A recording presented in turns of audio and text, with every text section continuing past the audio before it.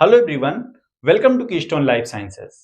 आई hope कि अभी अभी जो सीएसआईआर नेट का एग्जाम कंडक्ट हुआ है, आप लोगों ने उसको बहुत अच्छे तरीके से दिया होगा और आपको क्वालिफाई होने के लिए जितने मार्क्स चाहिए, आई होप कि उतने मार्क आपको मिल जाएंगे। ठीक है, लेकिन कुछ लोग ऐसे भी होंगे जिनका एग्जाम अच्छा नहीं हुआ होगा, मॉडरेट हुआ होगा और वो जून के लिए टारगेट कर रहे होंगे। अच्छी बात है, आगे देखना चाहिए, पीछे जो चला गया वो चला गया। आने वाले समय पे फोकस करना चाहिए, आने वाला जो एग्जाम है उस पे आपको फोकस करना चाहिए। ठीक है, किस तरीके से स्टडी करनी है, क्या क्या करना है, कैसे करना है, सब कुछ मैं इस चैनल पे बताऊंगा आपको फ्री ऑफ कॉस्ट। सारे लेक्चर्स मैं आपको प्रोवाइड करने की कोशिश करूंगा सिस्टमैटिक वे में। एक्सक्लूसिव अप्रोच के साथ हम लोग शुरू करेंगे।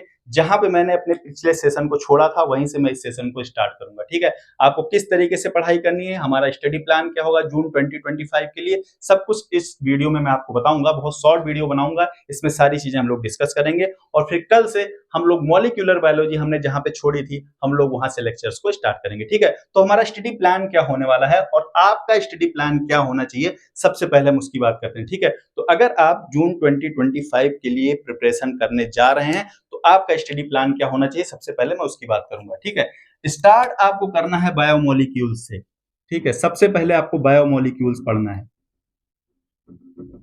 ठीक है, सारे बायोमोलिक्यूल्स पढ़ना है, जितना मैंने पढ़ाया है आप उतना पढ़िए पहले, फिर जो बच गया है उसको मैं स्टार्ट करूंगा और उसको भी फिनिश करवाऊंगा। ठीक है, बायोमोलिक्यूल्स के बाद आप आएंगे सेल बायोलॉजी पे। मैं मोटा मोटा बता रहा हूँ, सेल बायोलॉजी में बहुत सारी चीजें हैं, मैंने ऑलमोस्ट सब पढ़ा रखा है, आपको मेरे चैनल पे सारे वीडियोस मिल जाएंगे।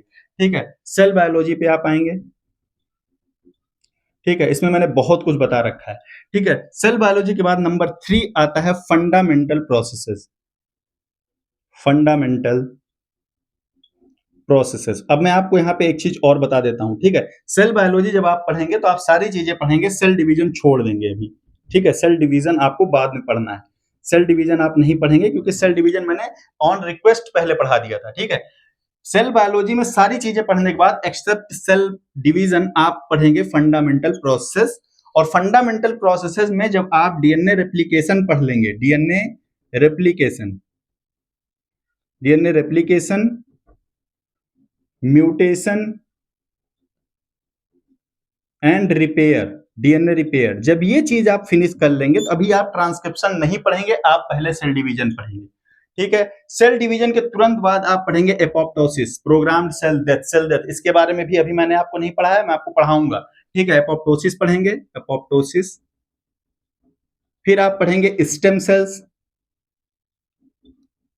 ठीक है, स्टेम सेल्स, ये दोनों चीजें पढ़ने के बाद आप मूव करेंगे ट्रांसक्रिप्शन। फिर आप फर्दर फंडामेंटल प्रोसेस पे आएंगे। फिर आप फंडामेंटल प्रोसेसेस पूरी कंप्लीट करेंगे जिसमें आपका ट्रांसक्रिप्शन होगा, ट्रांसलेशन होगा, रेगुलेशन ऑफ जीन एक्सप्रेशन होगा, सारी चीजें बताऊंगा मैं आपको। ठीक है, उसके बाद फोर्थ पे आएगा आपका डेवलपमेंटल बायोलॉजी, खास करके एनिमल की डेवलपमेंटल बायोलॉजी। बहुत डिटेल में बात करूंगा इस सीजन में मैं इसकी डेवलपमेंटल में। बहुत टाइम से इसको पढ़ाने के लिए सोच रहा हूं लेकिन मुझे प्रॉपर टाइम नहीं मिल पा रहा था इसको पढ़ाने के लिए। ठीक है, तो इस सेशन में मैं इसके बारे में बहुत डिटेल में बात करने वाला हूं, डेवलपमेंटल बायोलॉजी। ठीक है, और अगर आप मेरे लेक्चर्स डेवलपमेंटल बायोलॉजी के देखेंगे तो मैं आपको चैलेंज करता हूं कि कोई क्वेश्चन ऐसा नहीं होगा जो आप सीएसआईआर नेट के एग्जाम में क्वालिफाई नहीं कर पाएंगे। ठीक है, तो आप डेवलपमेंटल बायोलॉजी बहुत विशेष तरीके से पढ़िएगा। ठीक है, फिफ्थ पे आएगा प्लांट फिजियोलॉजी, मेरा फेवरेट टॉपिक है और यहाँ से भी बहुत सारे क्वेश्चन आपको मिलने वाले हैं।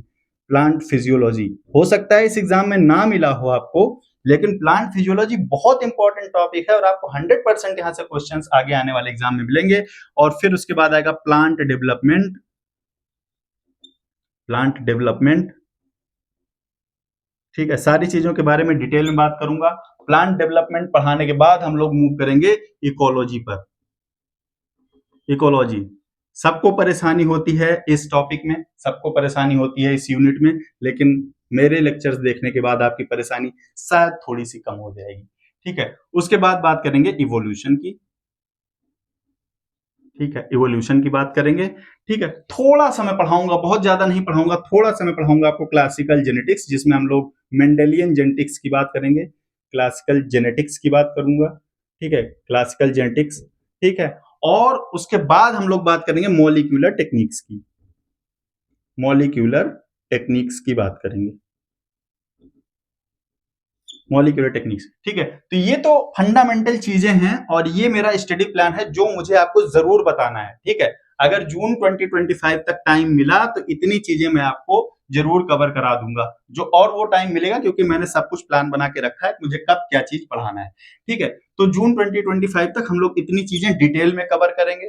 ठीक है, और उसके बाद अगर हमारे पास टाइम बचता है तो मैं कवर करूंगा उसमें एनिमल फिजियोलॉजी, या हो सकता है एनिमल फिजियोलॉजी के लिए मैं अपने रेगुलर लेक्चर्स के अलावा आपको अलग से भी लेक्चर प्रोवाइड कराऊं। ठीक है, ये हो सकता है कि मैं इनके साथ साथ इन लेक्चर सीरीज के साथ साथ जैसे 1 लेक्चर पर डे आएगा, तो हो सकता है किसी दिन आपको 2 लेक्चर मिले, उनमें से एक लेक्चर आपका एनिमल फिजियोलॉजी का हो। और एनिमल फिजियोलॉजी में भी मैं आपको पूरा नहीं पढ़ाऊंगा, सिर्फ उतना पढ़ाऊंगा जितना आपके एग्जाम में आता है। देखिए, एग्जाम क्वालिफाई करने के लिए आपके पास 13 यूनिट आपको पढ़नी है।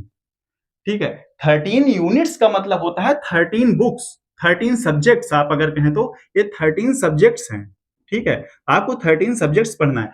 जितना आप एमएससी में 2 साल में पढ़ते हो, ठीक है, आपका कोई एक सब्जेक्ट होता है। आप या तो माइक्रोबायोलॉजी से करोगे और या फिर आप जूलॉजी से करोगे, बॉटनी से करोगे, लाइफ साइंस वाला सब कुछ पढ़ता है, बायोटेक्नोलॉजी से पढ़ोगे। ठीक है, तो आप एक सब्जेक्ट से एमएससी करते हो, लेकिन आपको यहाँ पे 13 सब्जेक्ट्स पढ़ने हैं और ये डिटेल में पढ़ने हैं। ठीक है, ये 13 सब्जेक्ट्स आपको डिटेल में पढ़ने हैं। ठीक है, तो अब यहाँ पे आपको ये डिसाइड करना होगा कि क्या नहीं पढ़ना है।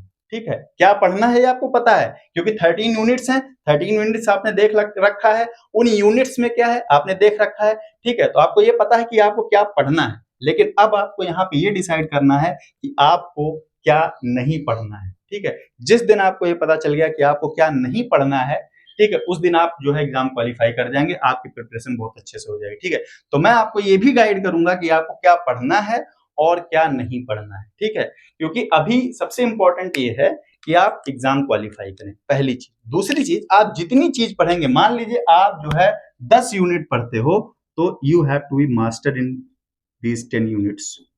ठीक है, आपको इन 10 यूनिट का मास्टर बनना पड़ेगा। ठीक है, तो उसके लिए जरूरी है कि आप इंटेंसिव वे में पढ़ाई करें, कम एरिया कवर करें, लेकिन अच्छे से कवर करें। ठीक है, और अगर ऐसा आप करेंगे तो आपको सी सेक्शन में बिल्कुल परेशानी नहीं होगी। ठीक है, अब बी सेक्शन के लिए आपको अपना एरिया बढ़ाना पड़ेगा, लेकिन आपने देखा होगा बी सेक्शन में बहुत डिटेल में क्वेश्चन को कभी इंटेंसिव तरीके से नहीं पूछता है। एकदम अगर आपका बेसिक कॉन्सेप्ट क्लियर है तो आप उस क्वेश्चन को सॉल्व कर लेंगे। तो मैं इसीलिए हर लेक्चर की स्टार्टिंग में आपको बेसिक कॉन्सेप्ट बताता हूँ। ठीक है, उस बेसिक कॉन्सेप्ट को अप्लाई करके आप बी सेक्शन सॉल्व करेंगे, और जो मैं आपको डिटेल में लेकर के जाता हूं उसको अप्लाई करके आप लोग सी सेक्शन का क्वेश्चन सॉल्व करेंगे। ठीक है, तो इस तरीके से हम लोग कुछ स्टडी प्लान करेंगे। ठीक है, मैं बहुत ज्यादा इसमें नहीं बोलूंगा, मैं बीच बीच में आपको बताता रहूंगा कि हमारी आगे की स्ट्रेटेजी क्या होगी, किस तरीके से होगी। मैं आपको बीच बीच में ये सारी चीजें बताता रहूंगा। आपको टाइम टाइम पर ये भी गाइड करूंगा कि आपको किस तरीके से पढ़ाई करना है, और उसके साथ साथ हम लोग अब क्वेश्चन भी सॉल्व करेंगे। जैसे ही हमारी यूनिट खत्म होगी, उस यूनिट से मैं खुद से क्वेश्चन डिजाइन करूंगा, और जो क्वेश्चन पहले आ चुके हैं उसको हम लोग सॉल्व करेंगे, और मैं खुद से भी क्वेश्चन आपको डिजाइन करके दूंगा, उसको भी हम लोग सॉल्व करेंगे कि किस तरीके से क्वेश्चन पूछे जा सकते हैं। उन क्वेश्चंस को डिटेल में हम लोग स्टडी करेंगे, उनका एक्सप्लेनेशन देखेंगे, प्रॉपर एक्सप्लेनेशन के साथ साथ हम लोग क्वेश्चन सारे सॉल्व करेंगे। ठीक है, तो हम ये सारी चीजें इस पूरे सेशन में करने वाले हैं, और प्रॉपर तरीके से हम लोग स्टडी करके प्रिपरेशन करेंगे फॉर द जून 2025। ठीक है, तो कल से मेरे लेक्चर्स आने शुरू हो जाएंगे। हम लोगों ने मॉलिक्यूलर बायोलॉजी स्टार्ट किया था, बीच में मैंने छोड़ के सेल बायोलॉजी आपको पढ़ाया था।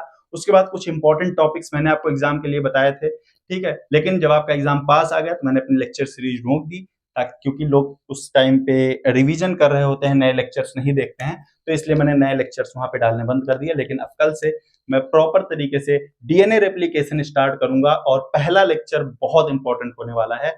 वहां से आपका बेसिक कॉन्सेप्ट डीएनए रेप्लिकेशन के बारे में क्लियर होगा। उसके बाद प्रोकैरियोट्स में डीएनए रेप्लिकेशन, फिर यूकैरियोट्स में डीएनए रेप्लिकेशन करते हुए हम लोग आगे बढ़ जाएंगे, और फिर जब डीएनए रेप्लिकेशन खत्म हो जाएगा तो हम लोग म्यूटेशन रिपेयर की तरफ जाएंगे। ठीक है, तो इस वीडियो को हम लोग यहीं पे फिनिश करते हैं। मिलते हैं कल नए लेक्चर के साथ, नए सेशन में, और डट के तैयारी करेंगे। और इस बार हमारा लक्ष्य होना चाहिए कि जून 2025 का पेपर आपको ज्यादा परेशान न कर पाए।